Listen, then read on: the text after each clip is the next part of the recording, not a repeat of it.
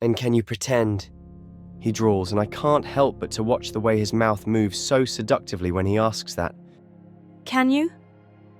I remain deferential, submissive, just how he wants me, and although my question can be interpreted as a challenge, my tone is still quiet. A gleam of something predatory twists Sebastian's expression. And then his knuckles stroke my thigh, right over the dress. It feels like an electric wave that shocks every cell in my body. My muscles go taut in response, and my breath hitches. He gives me a cold smirk that almost says, "I told you so." Come a little closer, let's see if I can. It's like someone has punched me in the stomach and knocked all of my oxygen out. But I still take a tentative step towards him, his warmth enveloping me, sheathing me with its intoxicating tendrils. His scent invades my nostrils, and at this distance, I can see the mild specks of green in the pool of rich brown. I watch how his attention slides down to my mouth, which he stares at for an ungodly amount of time before returning to my eyes. His pupils are blown, and I realize that we have been here before, and he has shown just me how good he is at this.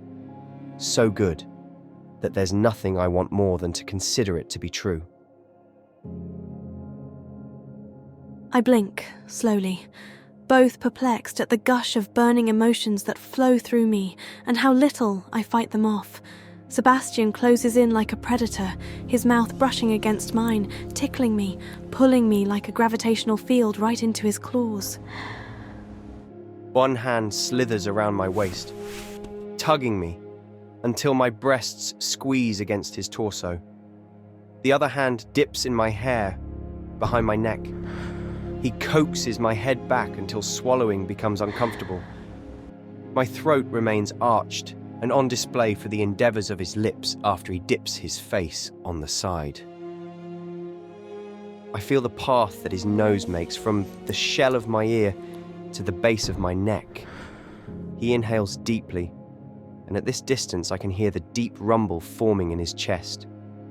When he presses a kiss on my pulse, I let out a soft gasp, my fingernails digging on his shirt. How am I doing so far? Sebastian purrs huskily, and I melt in response. But this is just a game, I remind myself. This is not real. We are playing a game. So well, I almost believe you, I reply. More to myself than him. But then his teeth sink on my skin. Softly, although it takes me by surprise, and a yelp abandons my mouth. I bite my lower lip while my eyes flutter close for a moment, until I notice how his face slithers upwards again and his nose brushes the side of my cheek. Almost, he repeats in a taunt. Maybe I ought to do a better job. I have wanted this for so long, to be here, held in his arms, looked by him with wanton need, just like he is staring at me right now. My insides liquefy in his presence with so little. It's hard to make peace with such feelings, especially after being in his captivity for so long. It helps that I start to see him as an ally, jailer and protector, and a prisoner, in a sense, just as me. It was me or my uncle. His words pierce through that thick layer of fog around my mind, making a breakthrough. He has been mostly absent ever since we had that exchange, leaving me with a lot of time to ponder about it, about what he has to do, what we have to do, in order to continue to survive this. Amidst the intense staring and breath mingling and lips touching, I decide that I need to tell him the thoughts I've been carrying with me. I can near taste him in my tongue. Sebastian holds me like he doesn't want to let go. A beautiful liar. Whenever it happens. I whisper, his parted mouth swallowing my words. I feel the way the muscles in his arms ripple around me. Tighter, the grip gets tighter. I won't hate you for it.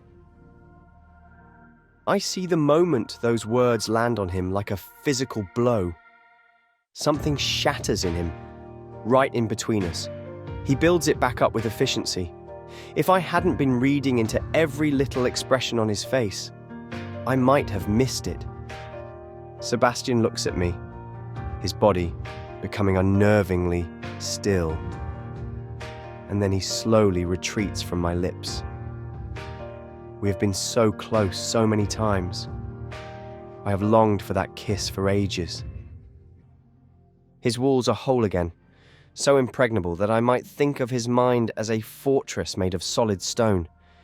He appears to be once more who he is supposed to be, with that cold gaze and wry smirk.